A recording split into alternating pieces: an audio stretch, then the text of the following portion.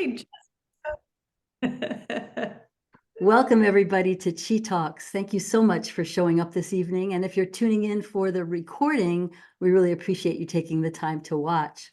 Today is April 11th, 2024. I am Vicky Delajoyo, and Chi Talks is a complimentary monthly program that's offered by the National Qigong Association, also known as the NQA, which is a member-based organization providing education, research, and community for, with, and about Qigong. You can join us every second Thursday of the month when we invite one of our professional members or practitioner members of the organization to share some of their expertise and wisdom. And that said, I will read that while all Chi Talks presenters are members of the National Qigong Association, the views, recommendations, and opinions on this program are always those of the guests and don't necessarily reflect any official policy, position, or endorsement of the NQA. In just a few moments, I'm excited to introduce our two guests for the evening, Gail Hubach, I hope I pronounced that right, Gail, and Josie Weaver, who will be speaking about the alchemy of transforming pain with Qigong, Tai Chi, and TCM, traditional Chinese medicine. But before we begin, Carolina is going to let you know some best practices to view this evening's program. Okay. If you would to spotlight Josie and Gail. I'm really happy to have these two guests here this evening. They decided to partner on this particular Chi Talks because they have many conversations and in common values around how they work. First of all, we have Gail Hubach, and am I pronouncing that right, Gail? Hubach, yes. Hubach, yeah. Thank you. I'm so sorry. I should have asked you before we started. She's a licensed acupuncturist, herbalist, and author, and has led Qigong classes and practiced energy medicine for over 35 years. And brings a wealth of knowledge to her courses. Dr. Gail has been a lead trainer through Healer Within Foundation and IIQTC, which is the Integral Institute for Qigong and Tai Chi, in several online global events. Qigong is at the heart of her practice, along with acupuncture, herbology, and body-mind therapies in Austin, Texas. And she's also a heart math trainer. She believes that integrating Eastern and Western medicine is vital in today's world. Our other speaker, Josie Weaver, has been a meditative movement teacher for over 23 years and has multiple certifications in Tai Chi, Qigong, yoga, and bodywork. A full-time educator of mind-body practice, Josie has a degree in cognitive science and applies her knowledge and interest in neuroscience when teaching Qigong and Tai Chi for chronic pain at 2 functional restoration programs. Josie also leads mind-body-based empowered relief pain skills and leads public community mind-body classes in Spanish and English in the San Francisco Bay Area. Past president of the Healer Within Foundation, she currently serves as an advisor for Qigong Institute and believes that everyone's health journey is a unique and powerful gateway to transformation in all phases of life. Welcome, Josie and Gail. Thank you for giving us an opportunity to hear from both of you this evening. Yeah, it's exciting to be here.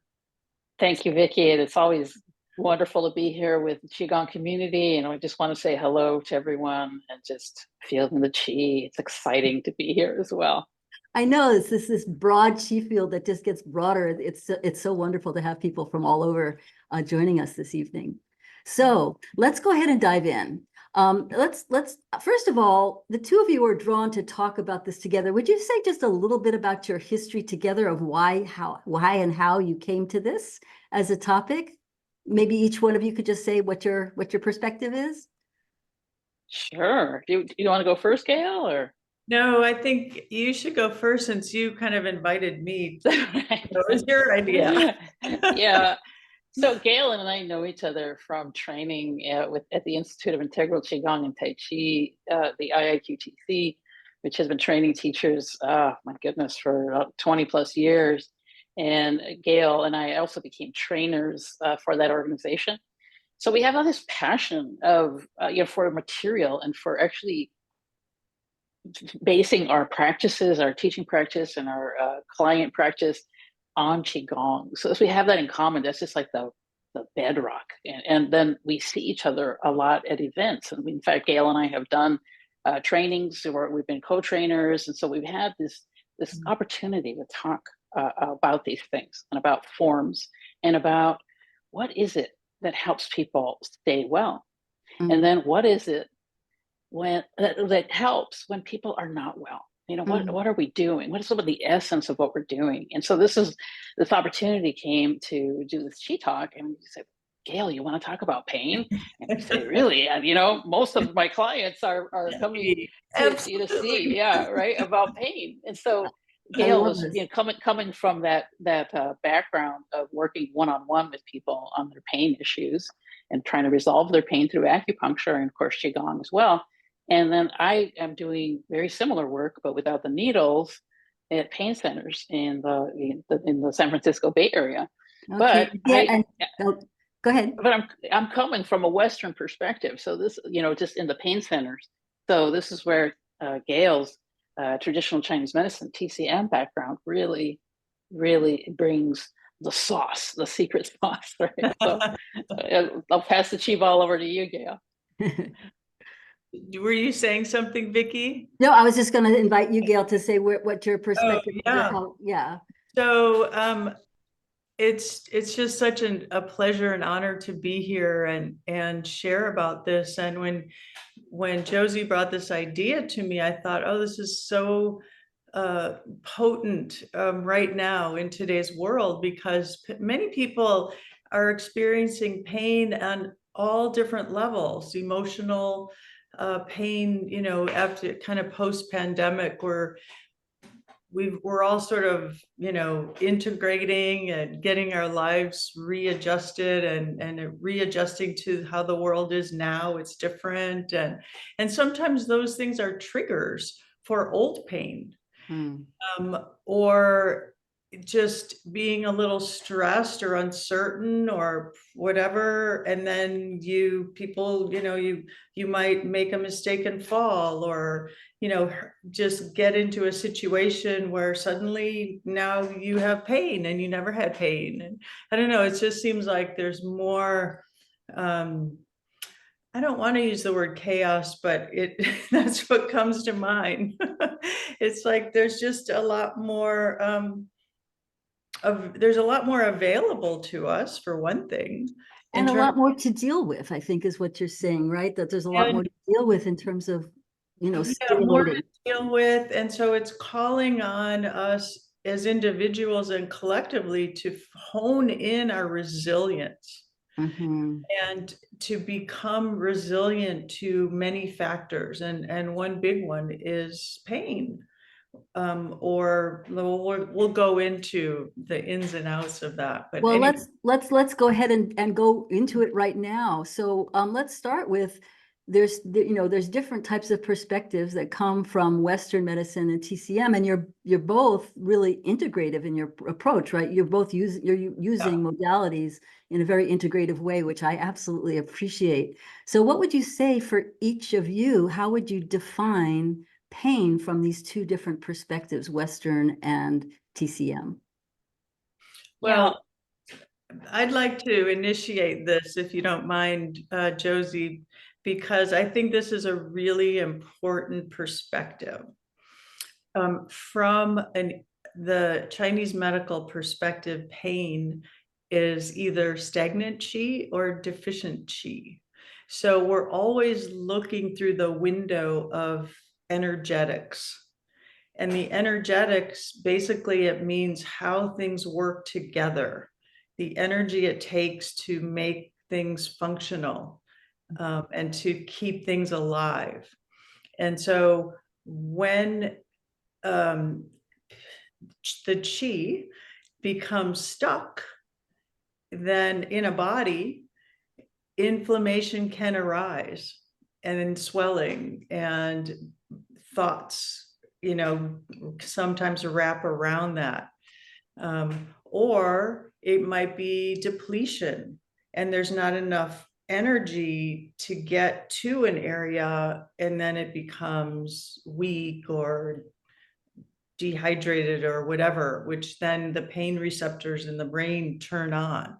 And so if in this Qigong community, if you consider pain to be qi that's either weak or stuck, then we can work with it.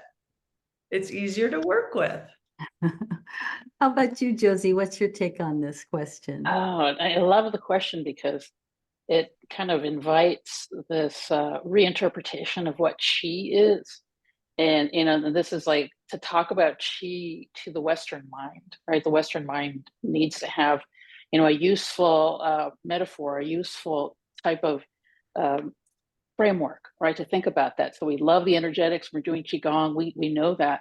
But when you're trying to interact with people who don't know, right? Don't know about Qigong. And a lot of times those are my customers who are coming to the pain center because their doctor sent them there, and then they're getting a treatment of Qigong, right? Not exclusively, right? But what we have is a lot of things that they deal with. We call it a multi-factor approach.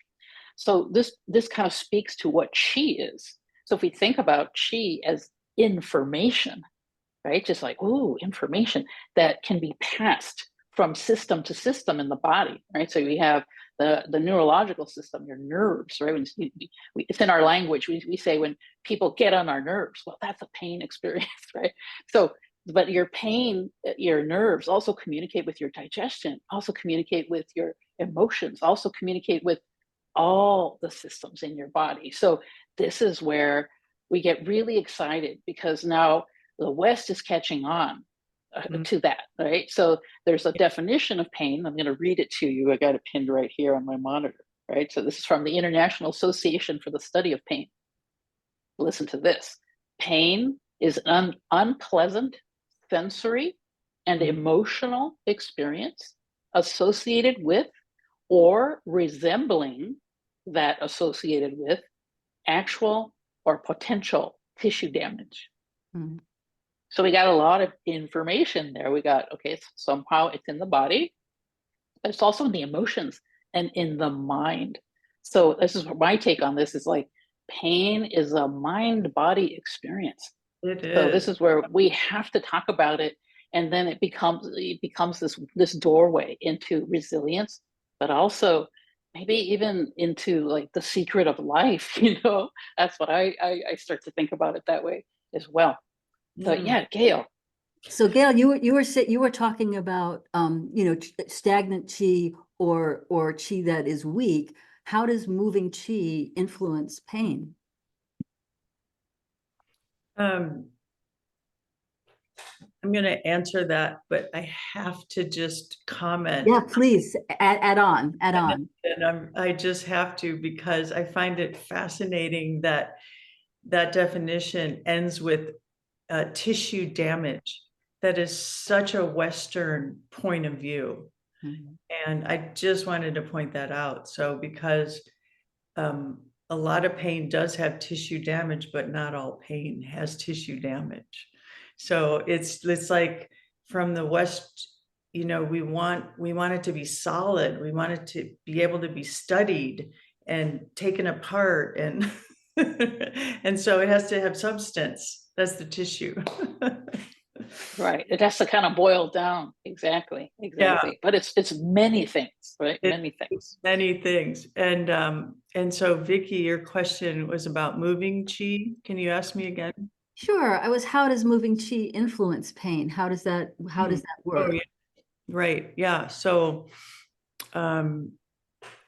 so there's a lot to that, and if we consider chi to be information and the meridians to be an information network in the body, connecting all of the systems with our thoughts, our spirit, maybe something we call the soul, like it has dimension. So this information has dimension. When we move chi, I mean, we're always moving chi.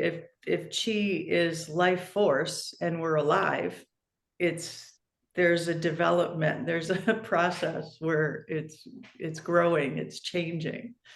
And so consider, like, say you have a joint pain. Say it hurts, something hurts in the joint, your attention goes there. Well, often rubbing it is the first thing we do, like you hit your elbow or something, you want to rub it. right? You want to move that sensation to make it less. And so moving chi can occur in a lot of different ways. It can occur from something simple like the brush, and when we bring, so in Qigong is not just brushing your arm, right? It's bringing intention, focus in the body, using your breath awareness. So now we're accumulating more information that we have in our system to then attend to what hurts. And so just the fact of coming into yourself in a Qigong way will bring the Qi, bring your focus in. And so whatever you choose to do with that hurt, it will start to affect it in a different way than it without that thought. So the and I would add that when you are influencing your pain that way, or communicating with the pain through a brushing or a gesture or an intention, that starts to change the pain. That starts to, already your attention starts to shift. And Gail, I love that you mentioned that image of layers, right? So we have that the physical body, but then the energy body, right? The feelings, the thoughts, the emotions, right? That chi starts to wake up, and that starts to loosen. When Gail and I were talking about this, we said, oh yeah, there's this constriction that happens in pain. And then when we're doing our Qigong, we kept on making this gesture. This is sort of what's happening in the conceptualization of the pain, in the experience of the pain. And then it starts to shift, right? It starts to change, it starts to lessen. And that can happen as a result of moving the chi, as you said. And it's also what I'm hearing is kind of when we're thinking about we're opening up space so that pain is a piece of what we're experiencing, but then there's something else that's also happening, right? Yeah. Bingo. Yes, absolutely. That is so critical, that point, because pain tends to be contracting. When we're in pain, it brings our attention there, right? And often the body contracts around it. And so part of moving the chi of the pain, or the so-called, what we call pain, is opening, and that occurs on the inside. It occurs in our hearts, it occurs in our thought, it occurs in the breath. Those are the resources that we have with us all the time. And so as we open, taking a deep breath, then again the pain starts to change. There's circulation that now is different. The chi in the meridians starts to awaken. And I know I'm going to pass this chi ball over to you, Josie, because I know you want to talk about this, about the space. Oh my goodness, yes, because we visualize this in Qigong all the time, and then a lot of this, our beautiful Qigong is that making space, in your life, right, in your body, in your consciousness. And it turns out there's a pain researcher named Les Fahmy, and this is couch it again, the framework in the West, right? They need to measure things. And it's interesting that he has found that when you envision space, and even try this right now with me, if you do your arms out like this, if you envision the space in the room, the sensory apparatus in your brain, your imagining, right, your ability to imagine starts to take you into meditative states. Okay, and this is like, Qigong states. Okay, so this is like you start to practice a little bit more. It could be with movement or just your mind. Sometimes people in pain can't move, right? So just inviting the mind, inviting the imagery. So what Dr. Les Fahmy has found out is that, if you really guide people to visualize and to have this awareness of space in their bodies in the room, it tends to transmute that pain and even lessen it, lessen it. So think about, making all this space. So now it's not the front and center signal that Gail was talking about, that takes over, right? It's like you're stepping back a little bit further, and seeing it clearly. And then other things can kick in your life to actually address that pain. You might start addressing behaviors, and rather than that tissue focus, right? So now it's behaviors. Now you can change the way you eat, the way you sleep, the way you talk to yourself, So really important to think about this space idea and Yeah. how we're opening space just on so many levels. And that goes back to those layers, those Yeah. layers that Gail was talking about. You see, this is where And we really, yeah, go ahead. the space that's essentially what acupuncture does. Putting the needles in at certain points, it allows the person to create space in their body. Their analytical mind slows down. The parasympathetic nervous system activates. The vagal nerve starts sending signals. The neurohormones, serotonin, dopamine, these feel-good chemicals start to engage and move through the body. And that gives us a feeling of space, of less tangible, more Yeah. energy, less physical, less constriction. And that's how all this works. And so that has to do with the moving chi. This is about moving chi. We create space. We're moving the chi into being able to merge and connect with these other dimensions of us. Well, let's talk for a moment about the emotional piece of it, because I think a lot of times in Qigong, a lot of folks don't really deal with the emotion piece, but this is, how does emotional pain, whether it's because of a physical injury or because of something that's happened, that's a trauma or something like that, how is that affected by Qigong? Oh, emotional pain. Yeah. Yeah. So what can happen in emotional pain? We want to talk about the relaxation response. So this is what Gail was alluding to with calming your vagus nerve and entering into these states of contemplation and deep rest. That's what tends to, over time, when somebody starts to practice this repetition over and over again every day, starts to create what we call less reactivity. And so now, going back to that analogy of space, there's a little bit of space between the suffering, right, the experience, and then the actual pure sensation of the pain. So now that Yeah. the physicality starts to kind of be a little bit more impersonal. And what can happen in pain situations, and I love that you bring up emotions, because it so works, just then to up the distress, so addressing the emotions sometimes could even influence the pain.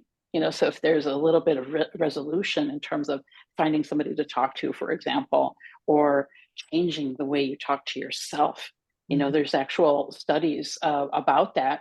They call it pain catastrophizing, which is expecting the worst. And so Yeah. if you do expect the worst, that affects your ability to handle therapies or recover from surgeries, right? Or even take a beneficial outcome out of even your acupuncture and your qigong. So that emotional part is really important in your qigong, even just entering that deep relaxation space, that peace, to give your body a deep visceral memory of peace.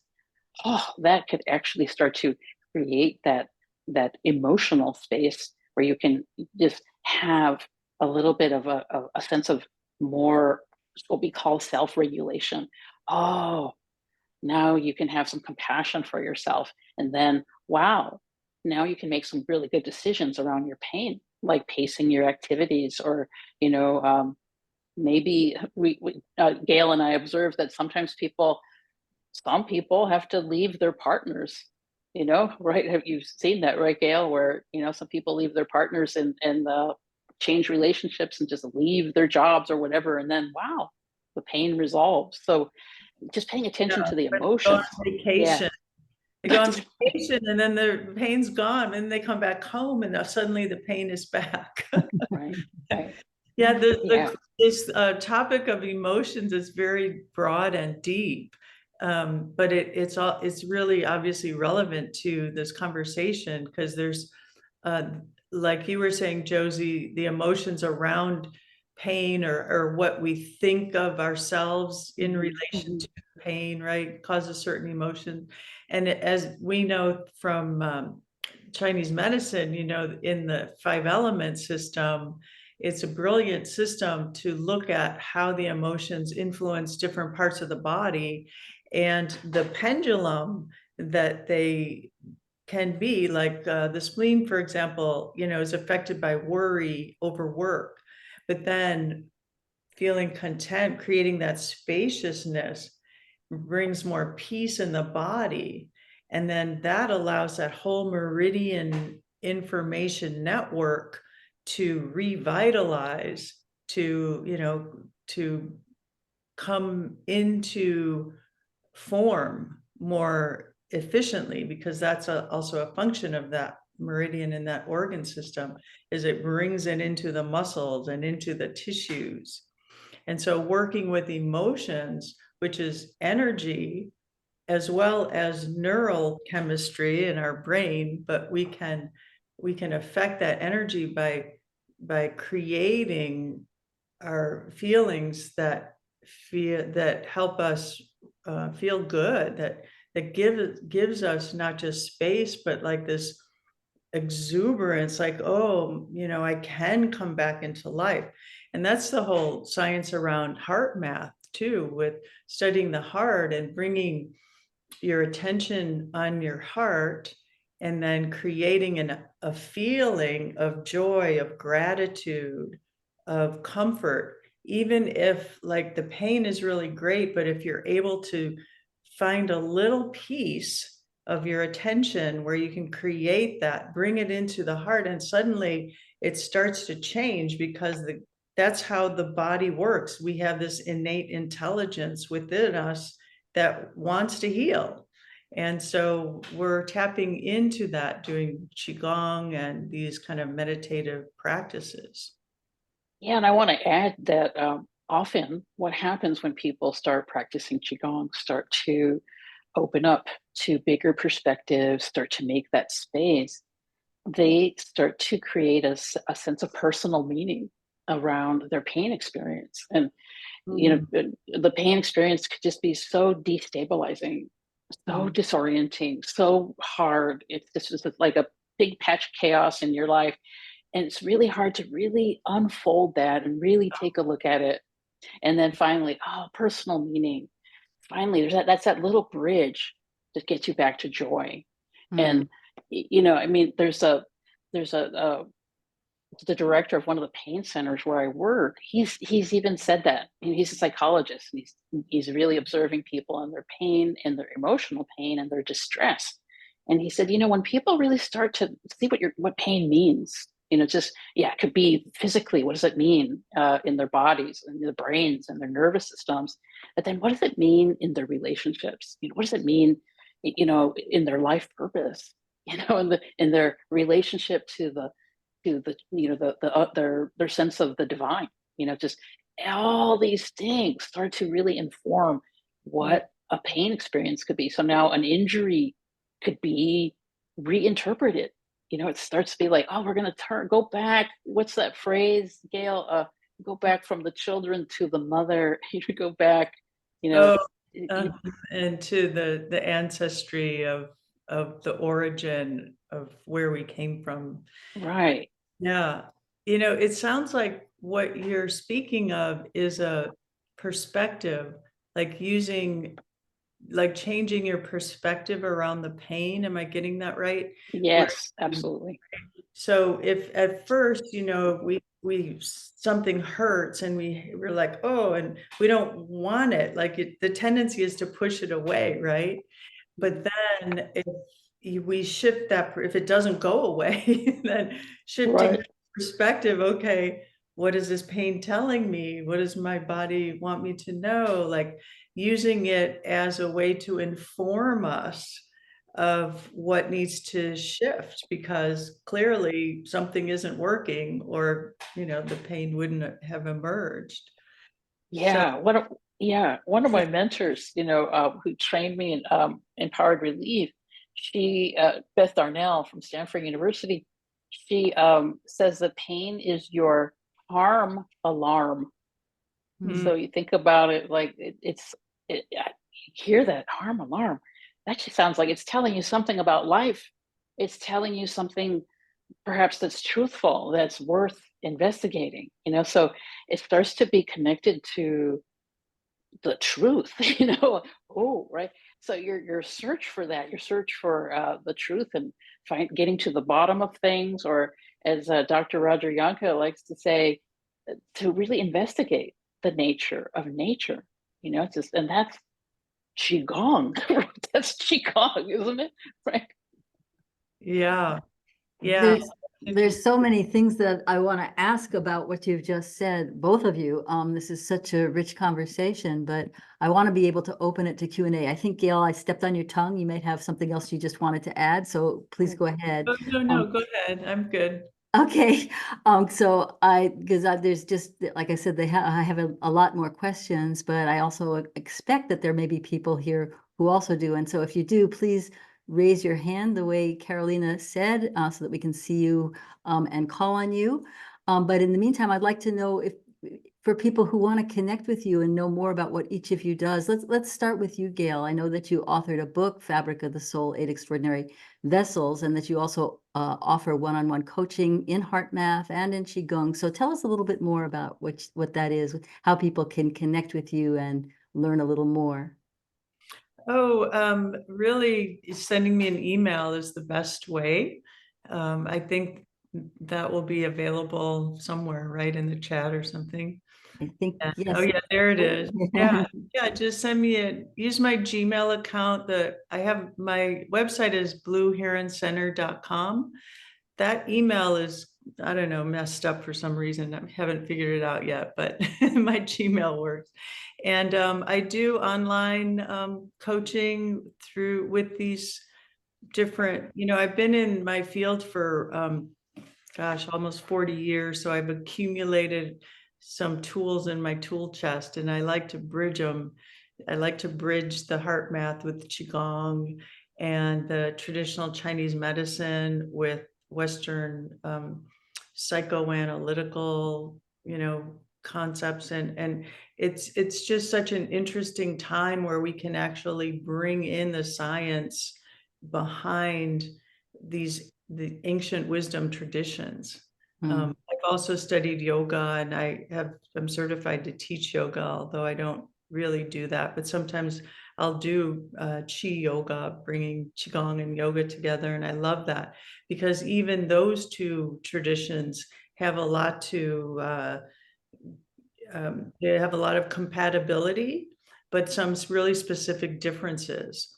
And so understanding, since we're all individuals, it's really great to find out what works for us over time, because it's different in different stages of our life. And so I'm happy to share, very like different practices that zero in on what that person needs, and or work with groups.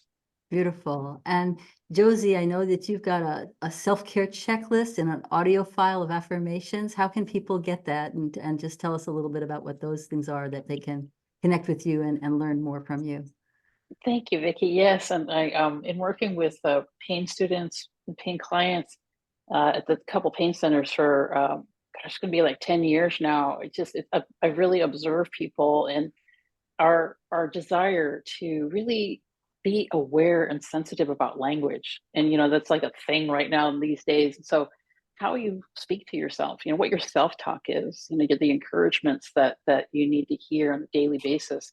That's what the MP3 file is, just that I put together. So these are just phrases that have really helped people just kind of find that little bit of hope, and the music is actually by a friend of mine who also is a chronic pain sufferer. He's got like a tremendous back pain that he needs to manage, right? So he has this beautiful life that he can fulfill, just fulfill himself, and just create art and do great things. So the music is also, kind of has this awareness, the chi of knowing the experience.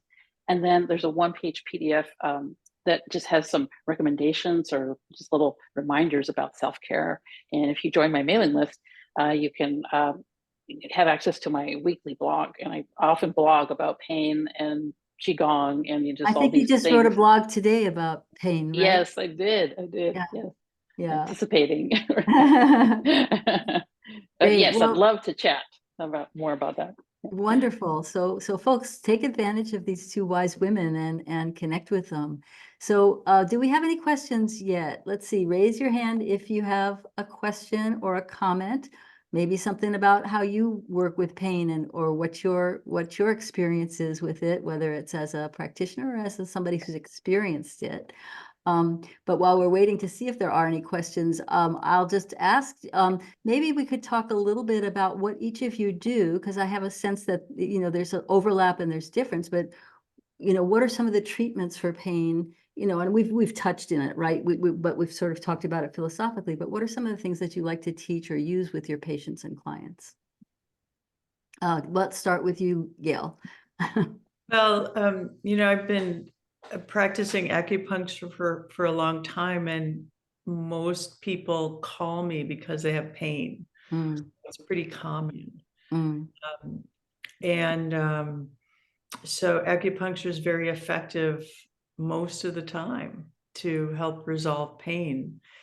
Sometimes there's structural conditions that it can't affect, but recently, in fact, just yesterday, I had a client who I've worked with him a few times. He has sciatic pain, a pain down the leg.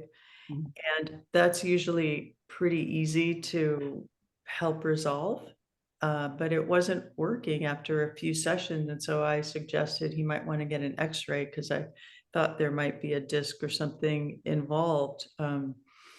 And so he did, and he brought it back. And here's an example of how Eastern and Western medicine work together.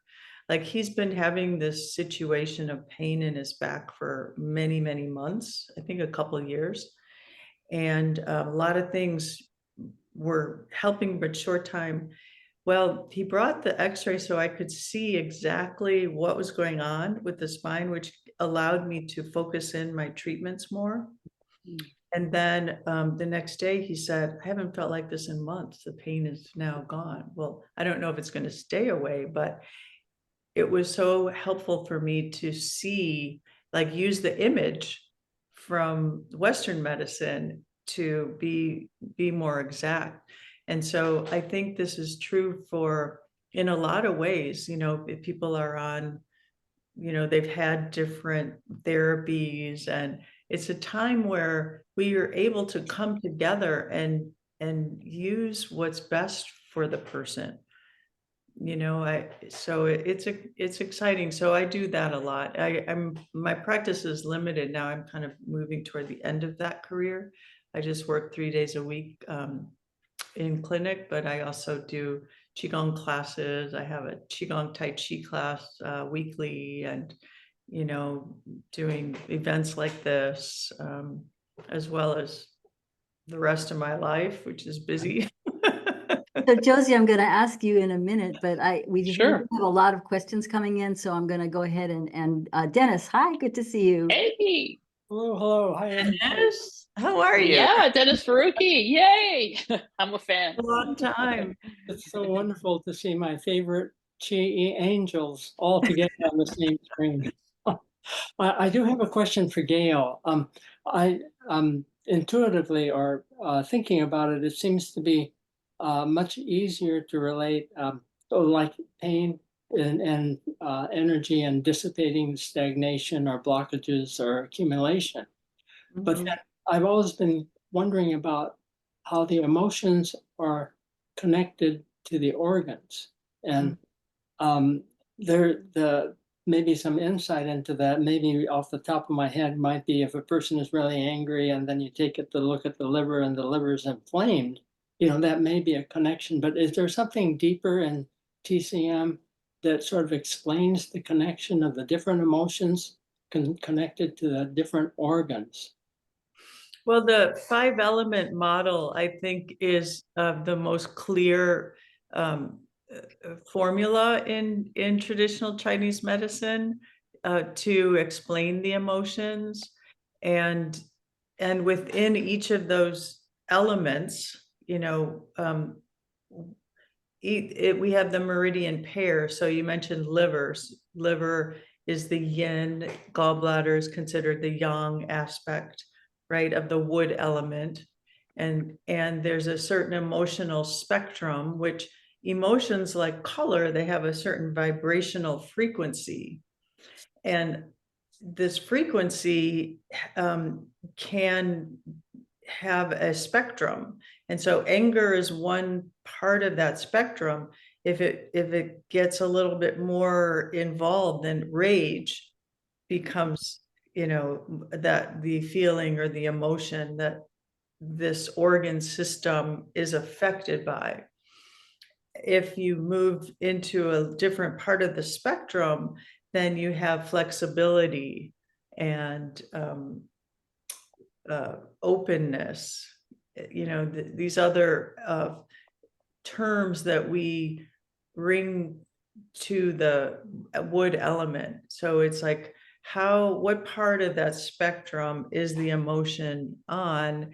And is it a place where a person could change, to soften around their anger? Like find out, okay, what is that really about? Because often with anger, there's fear underneath it. And so emotions have different layers. And then those layers, are also living in the body in some way. Thank you, Dennis, for coming in with your question. I think that I see you, Anne, and so we'll get to you in a minute, but we had a question that came up from Suzanne saying, and I think this is for you, Josie. I think this sounds like maybe something you could address with terms like heartbroken and gut feeling. We have both the concrete organs and the abstract emotions. What lies between them, and how does Qigong help connect them and heal? Oh, I love the question because it's really bringing us into taking responsibility, for the language, So if we say I'm heartbroken, that's an invitation, right? Really to bring awareness to the heart, just really to, if we do that, then maybe that's where we can start to listen to the gut as well. So to be able to start to heal that, I think it's like really about listening, right? So really listening, the invitation, that's what pain is going to be, this invitation to listen. So if we listen to the heart first or the gut first, we can really acknowledge, just what is it in those messages, right, that we're getting from those organs, and what is it that we can respond to, so it's almost like there's something that pain wants, there's something needs to be satisfied. And if we can think about it that way, it's like, that's another way of asking, what does life want? So life is using my heart or my gut to speak with me, and how am I going to respond? And so our Qigong could be that way to contemplate that, right? To really, connect that with our gestures or even with our awareness. And I think just doing that, being willing to do that, is going to be healing, I believe. Yeah. Do you have anything to add, Gail? Well, we don't have a lot of time, so I want to be sure that folks who have questions, I'm sure Gail has stuff to add, and I am sorry that I have to keep this time clock. But Anne, I know that you had a question or a comment, so I wanted to go ahead and hear you. Yeah, I've really enjoyed this talk. Actually, chronic pain is how I found Qigong. Is actually there's a chronic pain management group through my my HMO, and one of the things is Qigong classes as well as Pilates and Yay. yoga. And what's great is we actually do modified Qigong. Like we do even simpler than the simplest Qigong that I can find. Like I can't find our level of modification anywhere online or in person. lessons. So it's actually, it's been great because, it's helped so much that I actually am trying to get off of disability to teach Qigong and do some other mindful movement kinds of things. So, and one of the things that I'm really interested in is this kind of thing of catering towards people with chronic conditions that maybe have mobility issues, they can't stand. And, how do we do Qigong sitting? How do we do it laying down? And all, breaking things down so small. And, maybe you hold your hand like this or like this, it's just been amazing. And I guess one thing I just am curious about is working those ideas of pain like into an actual qigong class. Like, how do you kind of get those points across, like as you're teaching?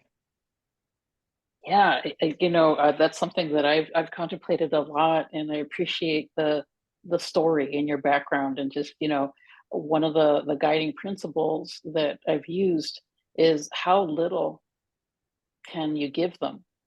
How Yeah, little, how small can you make the action and still kind of have that sense of agency and authority, and that you have like full permission, to make an adjustment and to do it your way.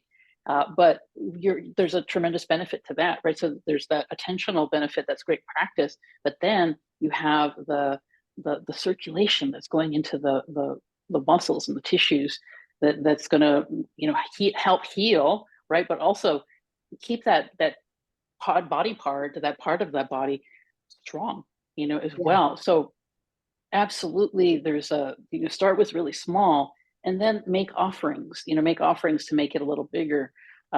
So always starting small, and then there's a thing about starting in a chair, for example, or starting lying down.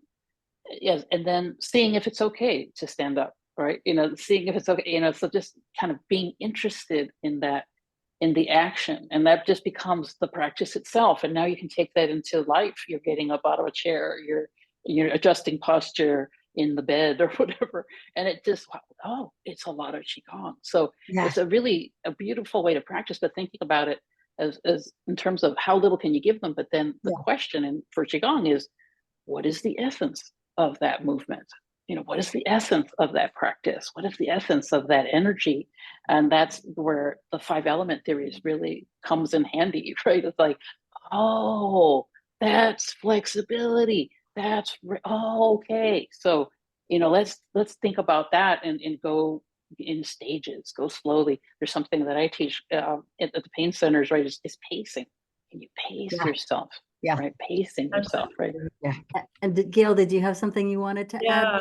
Yeah, because I just want to emphasize the point of what is Qigong, right? It's really, it's a state of being.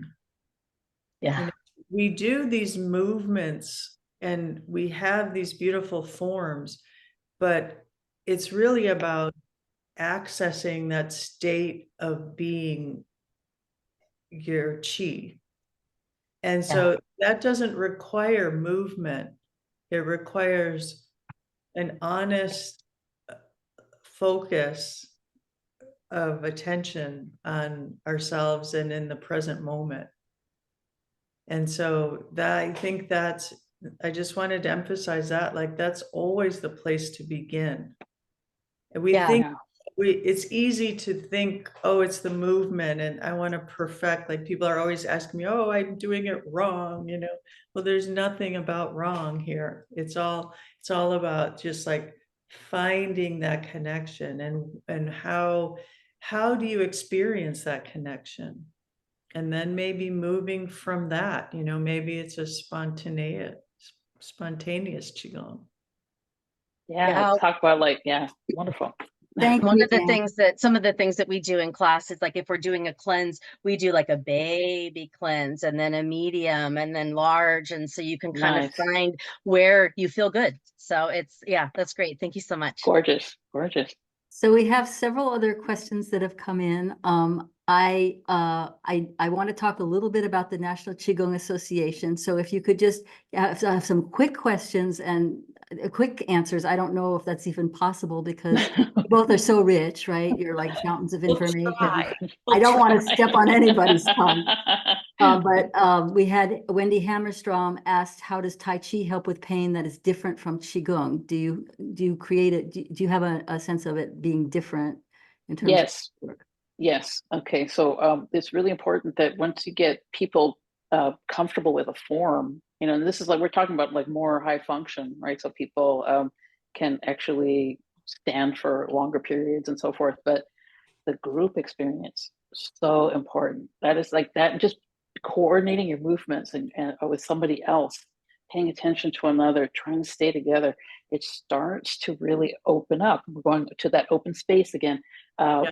Open up the perspective of self and meaning. So you know, even if people, you know, don't memorize it all the way, if they can stay with the group, and it's really powerful. I've really seen the group experience really tends to shift things, and the Tai Yeah. Chi really helps. And you know, it really helps in this profound way. And even like Tai Chi warm ups, you know, the whole like you know the silk reeling that's usually associated Yeah, with Tai it's Chi. the energy You field. know, You create yes, it's a certain energy field. yeah, and the ritual. So, you know, I'd say the group experience, and you know, if we call it, like you said, energy field, the chi field, So the chi that kind of really starts to work on people, kind of in this beautiful way. You know, it's almost like even just people in the room.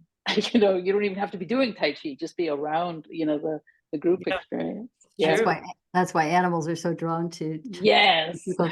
So I want to take a couple of minutes to talk about the National Qigong Association. I know that we've got a lot of people who have stuff to say, and I just want to say how much we appreciate your participation. I'm going to try to get to all of us, but I'm not sure if we'll have time. So do contact Gail and Josie for further conversation. Please join our email list to get our content-rich newsletter and to hear about upcoming presenters and topics for Chi Talks, as well as live and virtual trainings. And I'd also love to invite you to become a member. So whether you're deeply experienced in Qi practice, or you're a Qigong healer or teacher, or you're brand new and you're curious about what this Qi stuff is, the National Qigong Association wants to welcome you. As an umbrella group, the NQA doesn't promote just one way or one approach to this vast discipline. And then you can hear that both of our guests today are so integrative in their approach, but the NQA really likes to bring together a wide range of approaches and people with diverse practices, lineages, experience, belief systems, levels of expertise to provide a forum where exchange can happen. And some of the benefits of becoming a member include, first of all, there's special members-only discount prices or free attendance even at live and or virtual conferences, workshops, events. For example, if you're a member, you can join Josie and Gail this Sunday for a Synergy experience, which is called Free Your Life Force, releasing stress, tension, blocks, and pain. So you get a chance to experience some of what they're talking about. And in general, these sessions tend to be about 30 minutes of practice with time for Q&A after, followed by an opportunity for community dialogue if you're interested in connecting with other people who love Qigong. And that program is absolutely free for NQA members, and it's only $25 a session for non-members. So do join these two wise women this Sunday. It's April 14th, this Sunday, from 3 to 4:30 p.m. Eastern. And Caroline will put a link up to register. And the NQA has also begun offering more in-depth Qi trainings. So coming up on May 4th, esteemed teacher Daisy Lee is going to be offering an online workshop, The Blossoming of the Radiant Lotus Women's Qigong, a modern system of ancient practices for women's health and empowerment. And this is a 3-hour in-depth workshop. You can read more about it on the link that Caroline is going to post. And the fee for that is $79 for a half-day workshop, the 3 hours, but it's only $49 for NQA members. So you can see there's a real advantage in savings to becoming a member. A second benefit is the members-only unlimited access to a vast Qi Talks library with over 100 audio and video conversations covering a really wide range of topics that go from very esoteric to very, very practical. It's with seasoned and inspiring Qigong teachers and leaders in the field, like these two ladies. And while that Qi Talks program is available to the general public for 1 month, As a member, you have access to the entire archive. And I think today is probably the 114th or 115th episode. So there's a lot to explore there.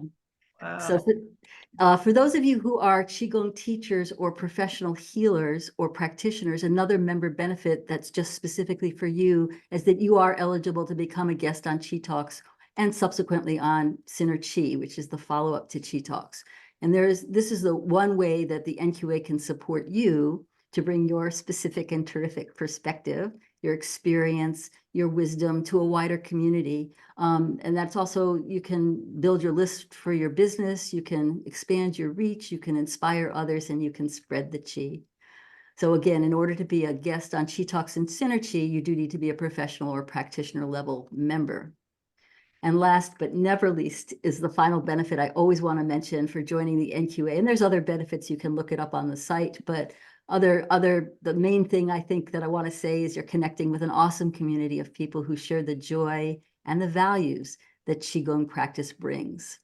So there's 3 levels of membership, and the annual fee for general members is $45. It's only $45 for the year. Practitioners is $100, and professionals is $150. But we're offering a special discount on the membership price, whether you're renewing or you're a new member. So do check out the chat where Carolina is posting the website and discount code. And if you're planning to join Gail and Josie this Sunday, or you want to attend Daisy Lee's training on May 4th, you may as well join at the discounted price. I mean, the general membership for $35 means you'd actually be paying only an extra $10 for a whole year's membership, which would include all of the future Synergy classes, along with other discounts, including for the upcoming conference in Savannah, the in-person conference, yay, as well as access to the Chi Talks archive and much more. So like I said, we have all these other questions, and let me see if I can we give like just a couple words as opposed to paragraphs? I don't know if that's even possible because there is so much. I see that Kapil says he's practices Qigong with his mom and has mostly cured her of her pain. She's now more mobile and pain-free than she was 10 years ago. Love that testimonial. Yeah. There's questions here about, oh gosh, there's so many different things that are written here. And I do see you, Karen and Larry. Can we make it very, very short? And what I'm thinking is, because we're really at the end of our time, thinking maybe if it's okay, we'll extend it for another 5 minutes so that we can just let you go ahead and ask. So go ahead, Karen, if you would unmute yourself.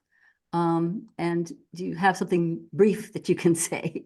Oh yeah, just real quickly, I was curious if Josie or Gail had ever heard of David Butler and Lorimer Mosley. They are from Australia, and they have done okay. I had a feeling because you've spoken a lot about what I've read of their work, of like Explain Pain Supercharged, which I've read a lot of. Okay, so yeah, I just wanted to just add briefly about the importance of language and like identifying when clients say certain things that can kind of give you a red flag that they are sort of in an emotional state of feeling what they would call danger. So this idea of like feeling a danger in me versus a safety in me type of language. So I'm sure I was kind of curious if you were familiar with their work, but like things that I pick up on, is if clients say things like, I'm always going to have this pain, or I'm never going to get better, I'm never going to walk, or every time I get out of bed it hurts, and trying to suggest to your clients to reframe how they say these things. That's because right. Pain is never should really be looked at as a permanent state, but always in a state of change. So again, I could go on and on about it, but I just was curious if you had were familiar with their work, basically. Yes, and I'm a big fan, absolutely. Okay. And they've attended conferences where they've been keynote presenters, and just there's a lot of beautiful coherence. It's very congruent with Qigong practice, and absolutely that danger versus safety is a big issue. And Gail mentioned the vagus nerve, and so if you're toning the vagus nerve by breathing, by meditation, by contemplation, by Qigong practice, that's going to start creating that feeling of safety in your nervous system, your vagus nerve. Safety And then is essential. yeah, Yes, that's essential. And but I go further. I say you want to create memories of that experience that you can call on. So even if you have pain, even if it is excruciating, make pain that makes you pass out, right? Oh, and I've worked with people like that. But to have that memory of, well, there was a good day, last week or Right. yesterday, and I can call on that, and I can remember that, and remember. I love what you said, that it's temporary, right? This is Right. this is gonna pass. But we have to Right. have a visceral sense of that. Thanks, Right. Karen, for bringing it up. Yeah, and super brief. And then they also talk about like if your body can enter into a state of pain, then it could Yes, exit, from the That's state. And right. yes, that's like Yeah, another good, that's yes. good It's tip. a, it's the same equipment, right? It's the same Yeah. equipment, right? Yeah. Yeah, Thank you. love it. Thank you. Thank you, Karen. that's chi moving. Like, right? We're entering and exiting. That's chi moving. Absolutely. Okay, there's a question if NQA is doing anything for World Tai Chi and Qigong Day. There is an email that's going to be going out about that, so stay tuned to that rather than take time to talk about it now. Larry, I'm gonna go ahead and ask your question or make your comment, if you would, and we'll just bring this to a close. Hi, Vicky. How are you? I'm good to hear you. Okay. Gail, Josie, nice to hear from you. I just wanted to comment on what Gail said about when you're doing Qigong, it brings you into a presence, which is it's the whole game. It brings you into alignment, a coherence with the higher frequencies, and you move from psychological time to move you into present. And as a blind person, I kind of live in that space, and by doing it attunes you to the infinite. So you are in a time, the time space continuum does not factor in. So it's a beautiful thing to be in a live space, because life is ongoing, continuous, never ending. So we get in the flow, find that flow, feel the flow, and flow into that space of life force, the Wu Chi, the unified field, the quantum. So thank you. Thank Thanks, you. Larry. Thank you, Larry. That's beautiful. Beautiful. So Mary Ellen, I do see your question about sound releasing stuck emotions through Qigong, and wanting to talk more about frequencies. Unfortunately, we are out of time, so hopefully you will connect with these two healing energy people and maybe come to the synergy, and you can there'll be time to ask questions there as well. So it's another plug for that. So I think that we're coming to the end. Do you have like one or two sentences that each of you could say as concluding remarks? Oh, you want to go first, Gail? No, go ahead. Okay. No, I wanted to speak to the sound, We- being sound. Okay. Just remember that you are sound. Mhm. You are sound. That's your natural state, and sound in that sense of the thing we hear, but also of sound mind and sound body. So really, take that in, that's your natural state, and that's what you return to absolutely all the time when you practice qigong. Yeah. Yeah. Yes, and it's this level of coherence that helps the body heal, but also to keep us healed. And so if it's, I think that using the mind in these ways, like with conscious language, um, remembering when there was no pain or something that was uplifting, like moving toward these kind of experiences mentally and emotionally will naturally affect the physical. So Beautiful. That's beautiful. Thank you so much, both of you. So I want to thank the two of you and each one who is here for joining this evening's Chi Talks, whether you spoke or didn't speak. I'm so glad that you were here. Please do join us next month on Thursday, May 9th, when our guest will be Paris Cowell speaking about 2 paths to organ cleansing, Qigong, hypnotism, and brainwave research. So Paris is a brainwave artist and researcher who composes brainwave music and animation designed with healing intention, while also analyzing brainwaves before and after a variety of healing modalities, including Qigong.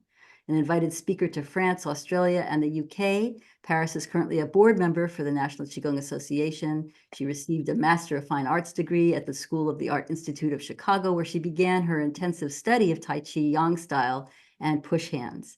She began a professional career at animation companies in New York, Vancouver, and Hollywood at Paramount Studios, followed by a career in academia while continuing to study multiple styles of Tai Chi, a variety of Qigong practices, Tai Chi longsword, broadsword, and push hands. Since retiring from a technology-based career, her practice of Qigong has deepened, and she maintains a future vision of a thriving brain and Qigong research center. So please join me on Thursday, May 9th at 8:30 p.m. Eastern. Put it in your calendar as soon as you log off so you can be sure to enjoy what promises to be yet another Qi-based, Qi-filled discussion. Quick shout out to the Qi Talks team, Carolina Silva. Thank you so much for being the back end of this, and Luisa de Castro, with help always from our awesome Lauren Thomas. And with that, I will say goodnight, and until next time, be well and let the Qi flow. Thank you again for being here. Bye. Bye-bye.